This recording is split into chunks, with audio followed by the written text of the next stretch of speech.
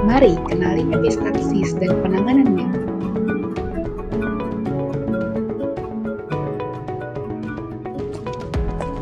Epistaksis atau mimisan adalah perdarahan yang terjadi dari rongga hidung.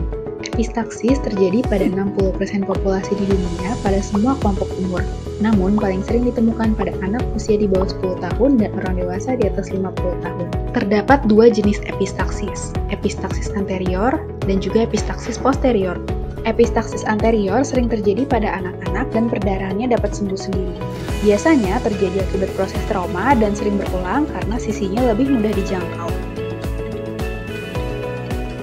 Sementara itu, epistaksis posterior biasanya ditandai dengan perdarahan dengan jumlah yang lebih banyak dan lebih sulit berhenti, dan sering terjadi pada penyakit-penyakit sistemik seperti hipertensi. Epistaksis memang dapat terjadi secara spontan, tapi ada hal-hal yang dapat menimbulkan epistaksis, seperti contohnya kebiasaan mengorek hidung, membuang ingus terlalu kencang, adanya infeksi pada hidung, tumor hidung, sampai pengaruh perubahan lingkungan seperti udara yang terlalu dingin. Kondisi lain seperti adanya benda asing pada hidung, riwayat penyakit gula, dan riwayat penyakit hipertensi dapat meningkatkan risiko terjadinya epistaksis.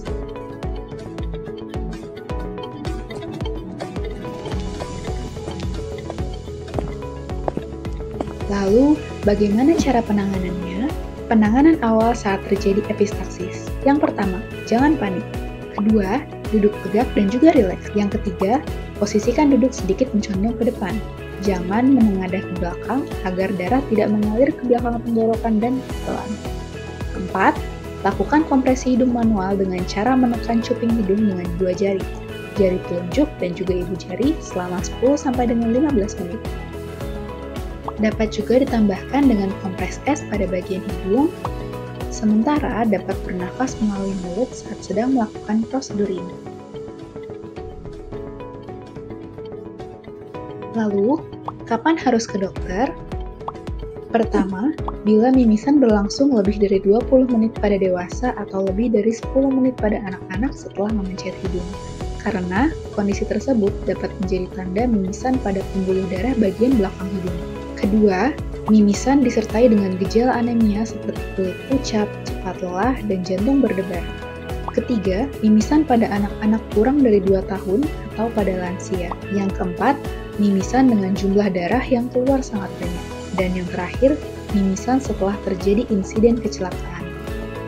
Kita juga dapat mencegah terjadinya epistaksis berulang dengan cara setelah perdarahan berhenti, jangan mengorek atau memasukkan sesuatu ke dalam hidung, dan jangan membuang ingus terlalu keras.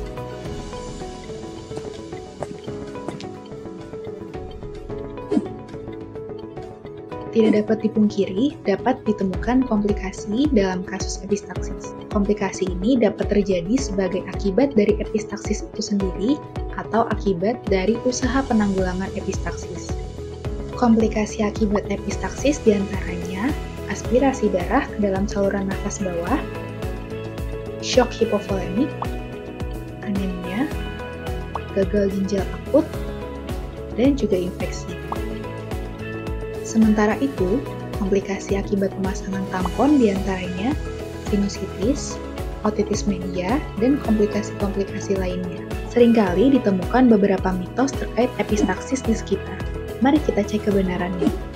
Pertama, mendongak saat terjadinya mimisan. Faktanya, hal tersebut justru berbahaya karena darah dapat tertelan dan masuk ke dalam paru-paru. Kedua, menyumpal rongga hidung dengan daun sirih. Faktanya, memasukkan benda-benda yang tidak steril justru akan menyebabkan iritasi. Ketiga, hanya anak-anak yang dapat mengalami mimisan.